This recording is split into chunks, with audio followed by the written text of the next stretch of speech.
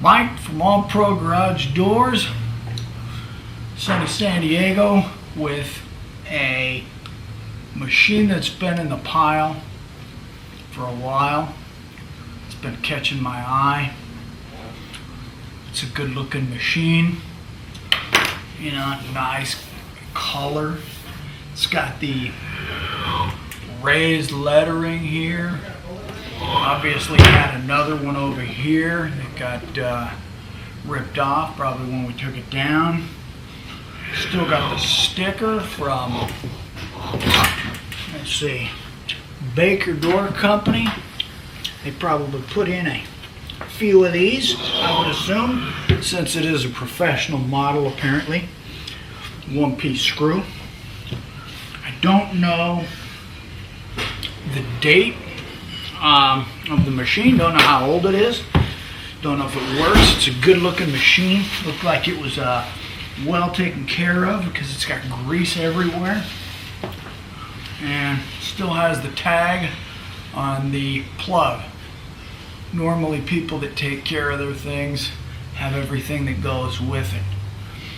It's a GA 585S, as you can see right there, if you can see that. I don't know if you can. Just an all-around good-looking, small, compact unit. It's got force control. Let's see if I can see this here. Now, before I get to that, let me plug it in. Let's run it back and forth, see how it sounds.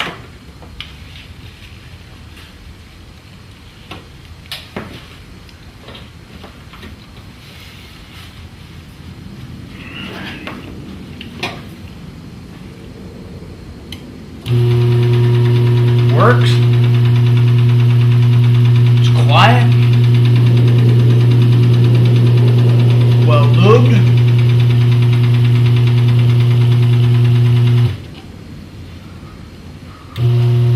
Slow, which is good for the one-piece doors here. Be interesting to see what the teeth on the trolley look like when I spit it out the end. It's got a normal emergency release, but like I said, I don't know how old it is.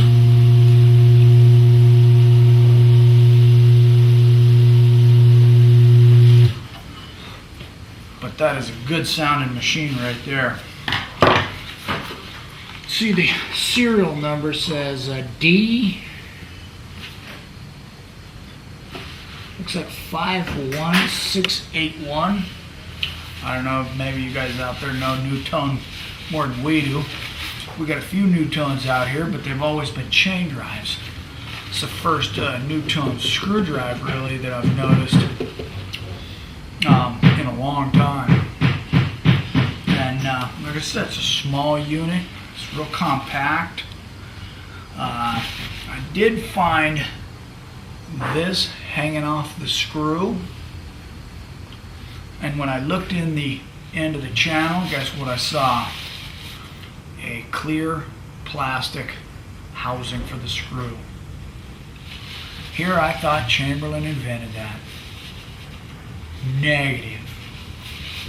I think this might predate some of the Chamberlains. Could be wrong. You guys post up, let me know. But this to me seems like quite an old machine. And it's got a plastic housing around the screw. Very cool. And like I said earlier, it goes slow, which is good for the size doors we have here in Southern California. They're monsters. Slower is better, and this machine goes slow. Just like with most screw drives, it's grease everywhere. But generally speaking, I'm surprised this thing even runs. And it runs good, and it's quiet. Now, let's take a light bulb that I know that works. Woo! And screw it in. See if that works.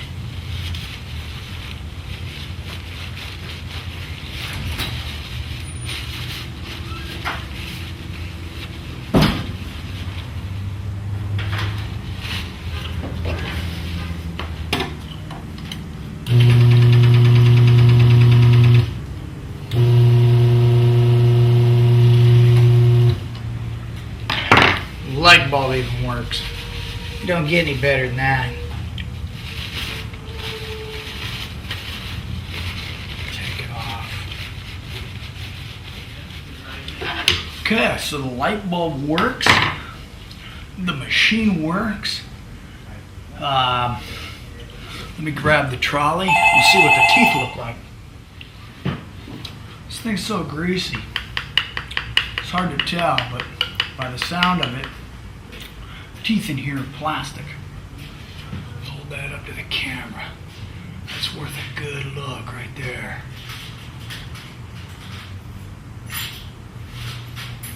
That is a strange. Pretty impressive there.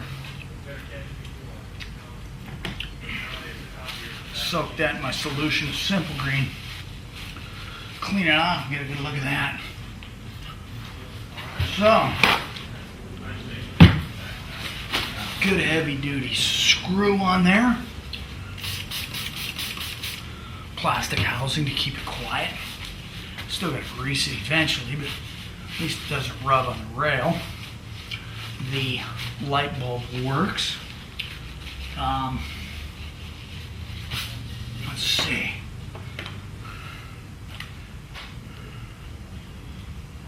Show you the force control. This machine is called a computer command.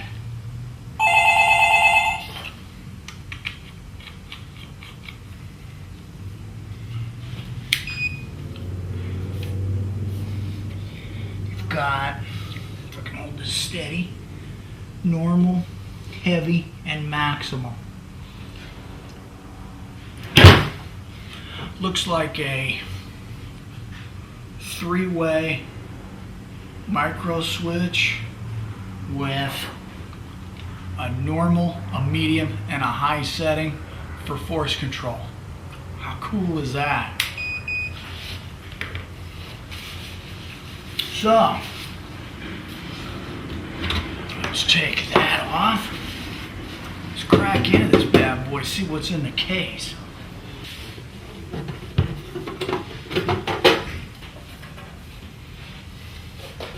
Inside of the case, pretty cool. Alright, look at that. It's got a lot going on in here. This is surprising. Maybe you guys can chime in and tell me how old this is, because this is pretty modern as far as what's in here. You've got a circuit board. You've got a RPM sensor, It's got a little opto wheel. Starting capacitor, motor, transformer, and your sensitivity switch right there. I almost had to take this one apart. Wow. This truly is an impressive screwdrive here.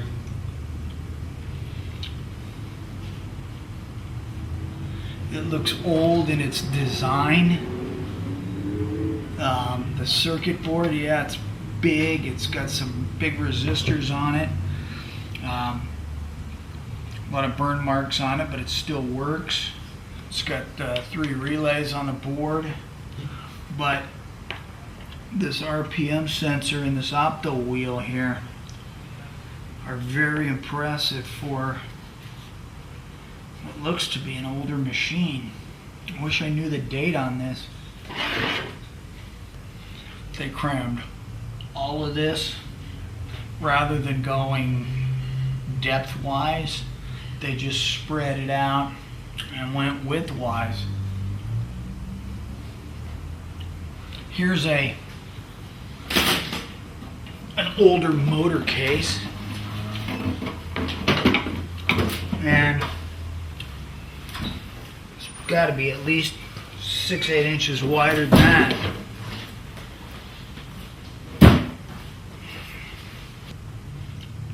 what, I'm gonna plug it back in, run it again.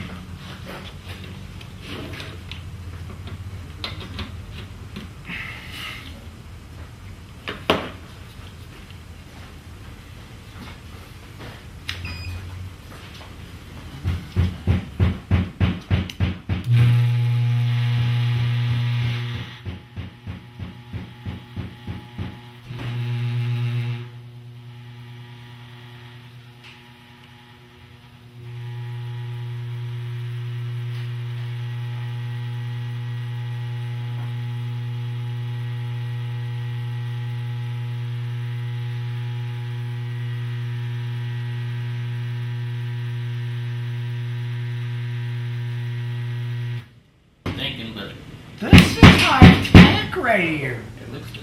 I know, but I don't know what the serial number means on it.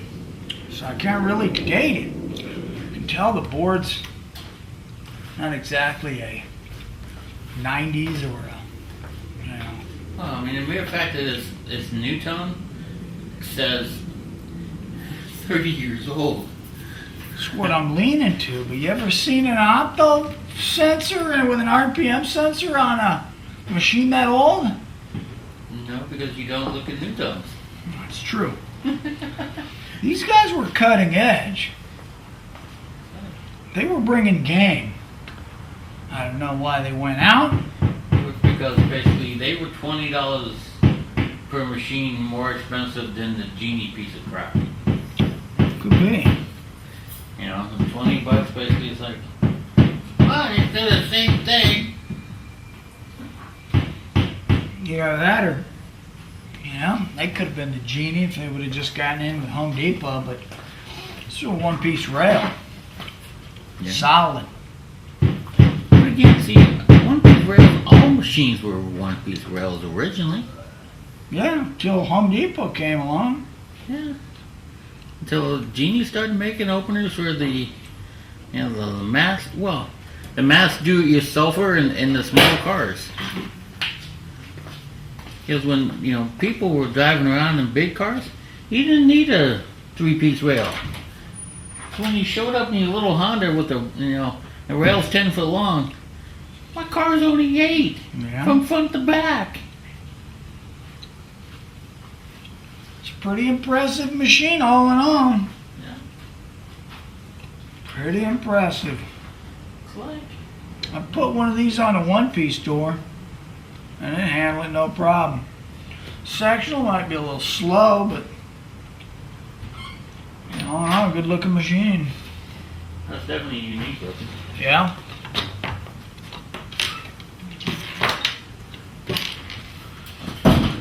Okay. Well, not much really I can do with this machine other than strip it.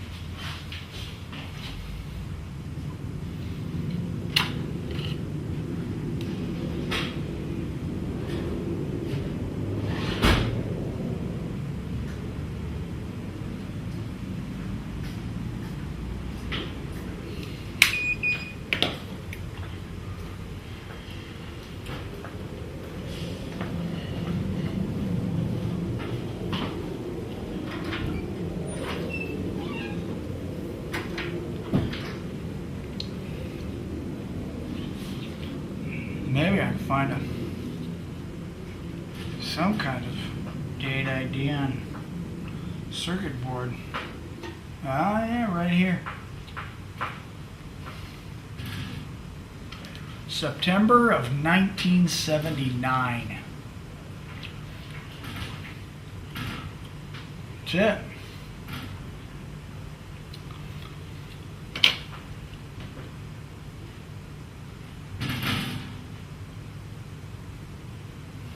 So 33 and a half years old. Amazing. I think what I'm going to do is take the rail off, because by the looks of the screw, I don't think that screw ends right there at the end of the motor. There's got to be a connection in there. There's got to be a coupler in there somewhere. We gonna find it.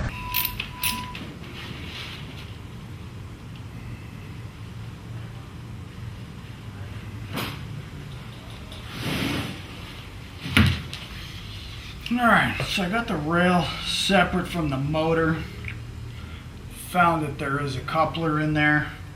Battery on the other actually the memory card on the other camera says full. Means I got it chock full of crap. And I got to use the contour. So I'm just going to get down to taking off this last little roll pin out of here and separate this.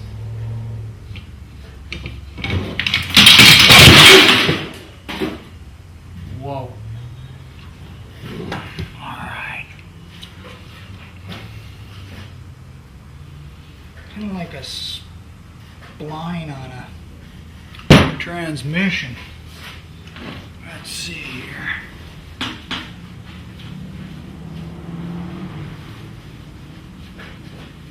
there's the end of the screw.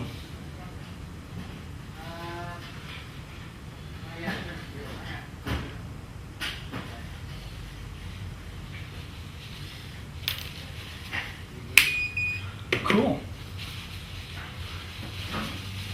Shit, now I'm out of tape on here. Alright. Anyway, that's all I can do for the Nutone strip. Very cool. I'll edit it, pop it on tonight. Talk to you guys later. I'm out of tape in that camera, out of memory card on that camera, and almost out of battery on this one. So I'm going to wrap it up quick. Talk to you guys later. Let me know what you think of the Nutone.